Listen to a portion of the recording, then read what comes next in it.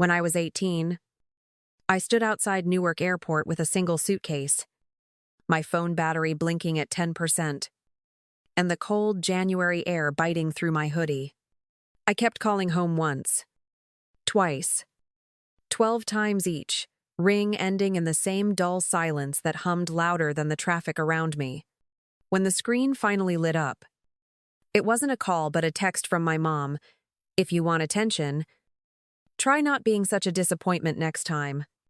I stared at it while families hugged around me, while parents lifted their kids' bags, and while I realized nobody was coming for me.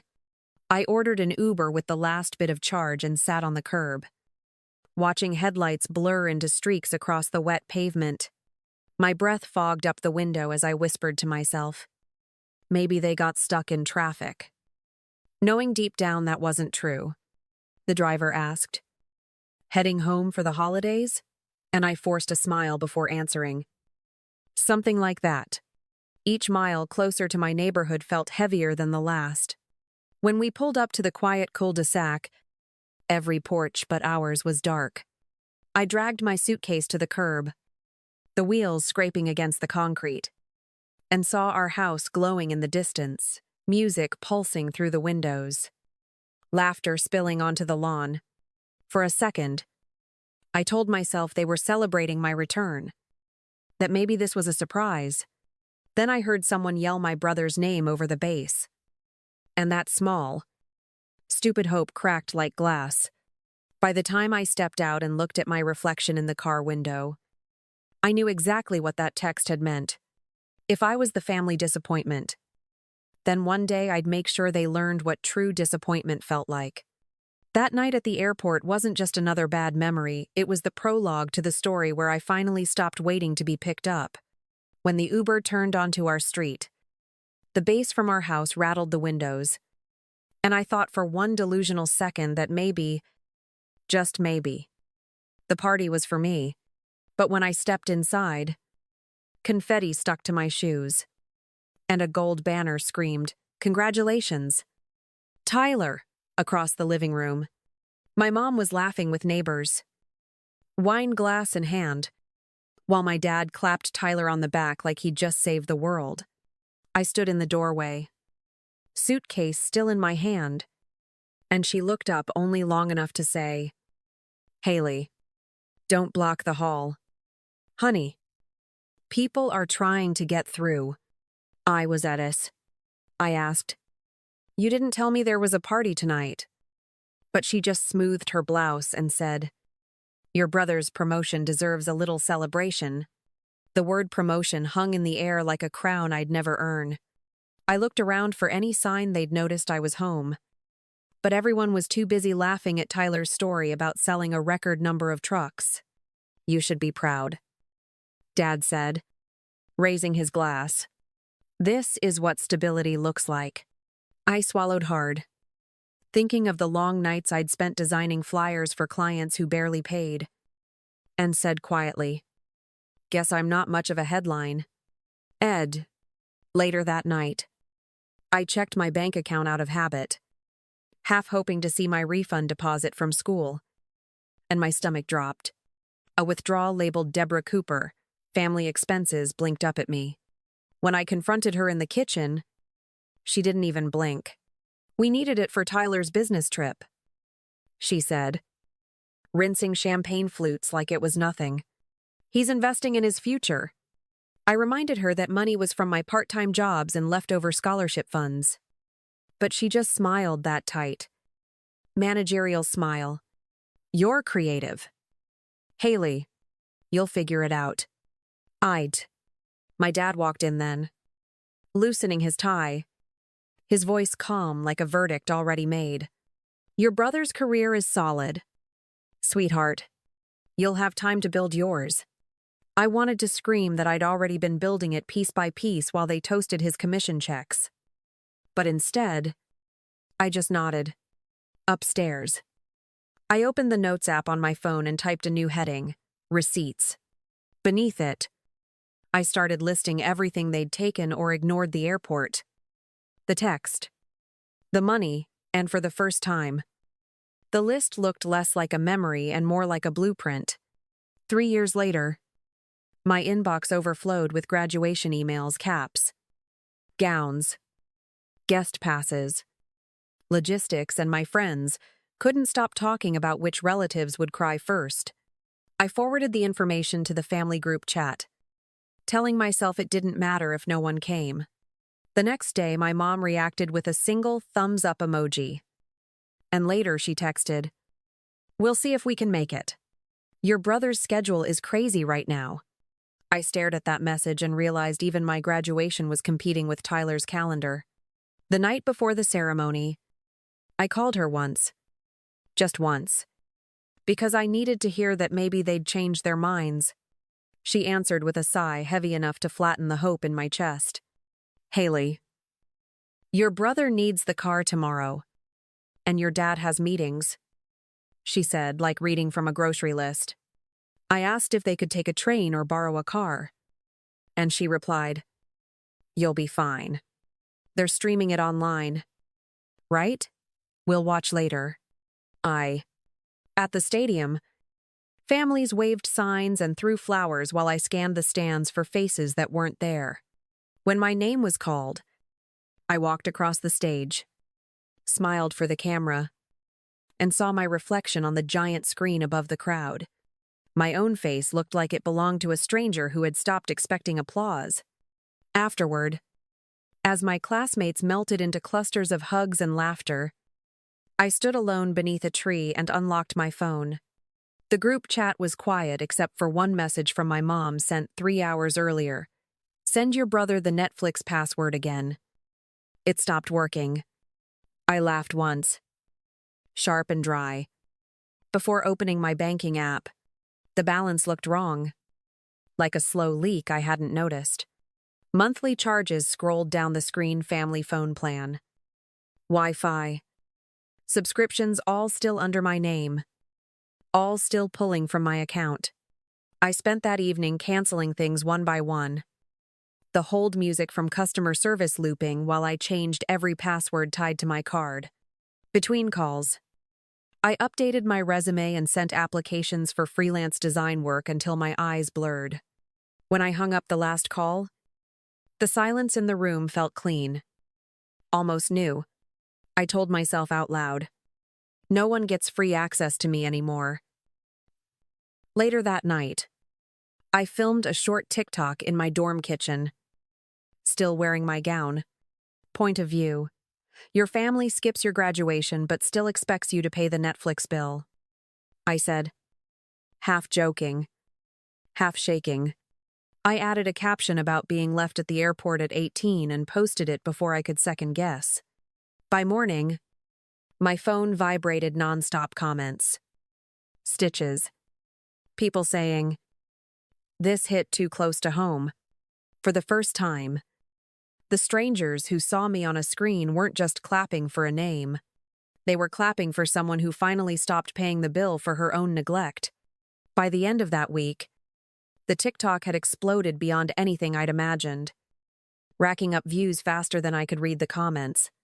People called me the forgotten kid, stitched my video with their own stories, and filled my inbox with messages that all said the same thing: "You're not alone." For the first time, my voice wasn't echoing into silence, it was echoing back. I started answering questions about how to leave a shared phone plan, how to set boundaries, how to start over when your family won't.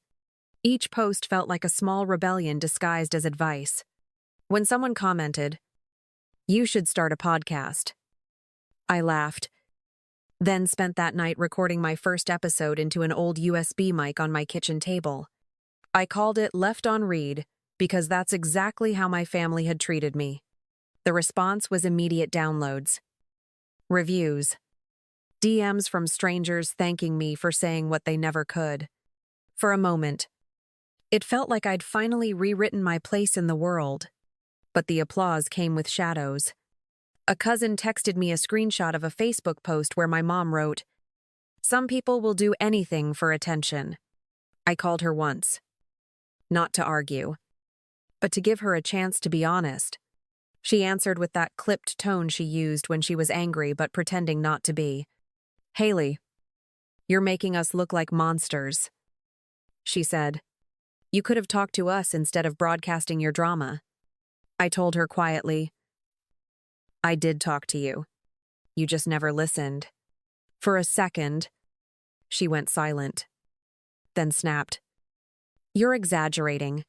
Families fight. That doesn't mean you humiliate them online. I said. I didn't use names. Mom, if people recognize themselves, that's on them. The line went dead after that. But I didn't feel the guilt I used to. Instead, I sat in the blue glow of my laptop, watching strangers thank me for giving them language for their pain. It wasn't victory. Not really. It was validation dressed like healing. And as the numbers kept climbing, I couldn't tell if I was getting free or just learning how to package my scars into something people could applaud. 3 years after that night at Newark, I woke to my phone buzzing hard enough to shake the nightstand. My screen filled with missed calls from my mom and 37 messages stacked like panic. The first few said, "Please pick up." Then, "We were wrong." Then come back. The last one read, "I'm in New York today. If you'll meet me, I'll come to you. OA." I agreed to one meeting at a coffee shop near Bryant Park. Not out of hope, but curiosity. When she walked in, she looked smaller, almost deflated, her eyes darting across the room until they landed on me. "Haley," she said, as if testing whether my name would still answer. She hugged me like she could erase the years, but my arms stayed at my sides. She started with, "I've been listening to your podcast," her voice trembling. "And I know you think we're terrible parents," I told her. "You don't need to guess." I said exactly that. She tried to smile, failed, and went on. At first, I was furious, but then I remembered those nights too. I just remembered them differently. I watched her twist a napkin until it tore and said nothing. She confessed between shaky breaths. The airport wasn't traffic. I stayed because leaving early would have embarrassed Tyler. And when I used your savings, it was easier than telling him no. I said, "You made choices. They weren't accidents." Her tears came faster now. "I didn't realize how much I hurt you," she said, covering her face. "I thought you'd understand once you had your own family." I answered, "I did understand. That's why I left. I do." Then her tone shifted. Desperate but sharp. "You've made us look like monsters," she said. "Your father's clients listen to that podcast. Tyler's coworkers know it's about us. You've ruined our reputation," I told her. "You're not mad because you hurt me. You're mad because people believe me." She flinched but didn't deny it. "We can fix this," she insisted. "We can do a video together. Tell people we're a family again." I looked at her and said, "You want PR, not peace." Dang. Her voice broke. "We're still your family. Haley, you can't just erase us." I leaned forward. "You did. At the airport. At my graduation. Every time you took something and called it love," she whispered. "We're trying. Your brother's working. Your sister's in school. We're paying our own bills. Just come home. We can start over." I said, "I'm not coming home. I'm building something that doesn't shrink to fit your idea of good." I was. The silence between us was thick, like a curtain finally dropping after the last line of a play. She asked quietly, "So what happens now? We never talk again?" I looked at the cup between us, the coffee gone cold, and said, "We can talk. Maybe. But not to fix your image. I already have a family that shows up for me. They just don't share my DNA." She didn't argue. just stared down at her hands while I stood, left cash under my cup, and walked out. For the first time, I wasn't the one being left behind. Now my days are quiet in a way that feels earned. My apartment in Boston is small, just a desk by the window and the soft hum of traffic below. But it belongs entirely to me. I design logos for clients who found me through my podcast. Record episodes surrounded by foam panels. I stuck up myself. And drink coffee that stays warm because no one interrupts me anymore. Sometimes I think about that girl at Newark with 12 unanswered calls and realize I became the person she needed to pick her up. My podcast kept growing. Not by accident, but by honesty. People wrote to me saying, "Your story made me call my therapist." Or, "I finally cut off my dad's credit card." I listened to their messages while editing and thought, this is what healing sounds like. When one listener told me, "You taught me that silence can be a boundary," I smiled because I was still learning that lesson myself. Back home, the consequences settled like dust instead of fire. My mom started therapy and stopped posting perfect family photos. Tyler still works in sales but actually does his own presentations. And Megan juggles part-time classes with a barista job. They're not ruined, just living without the version of me that carried them. My mom sends short emails now. Small and careful. I'm trying to listen more. Holidays feel quiet without you. I reply when I can with C. I'm glad you're working on it. Sometimes people ask if forgiveness means reconciliation. And I tell them, not always. I don't owe her my rage anymore. But I don't owe her my return either. The revenge was never about destroying them, it was about refusing to destroy myself for them again. As I end each podcast, I say, the quiet you build after walking away isn't empty. It's peace learning your name. Then I close my laptop. Let the silence fill the room. And know that for once, quiet is better. If you've ever been the one left standing at the curb, wondering why love always comes with conditions, this story was for you. I want to hear yours too. Tell me in the comments about the moment you finally chose yourself. If this hits something in you, subscribe and stay with me. Because every week we speak the truth families like to bury. And if no one's ever told you this before, you deserve peace that doesn't ask for permission.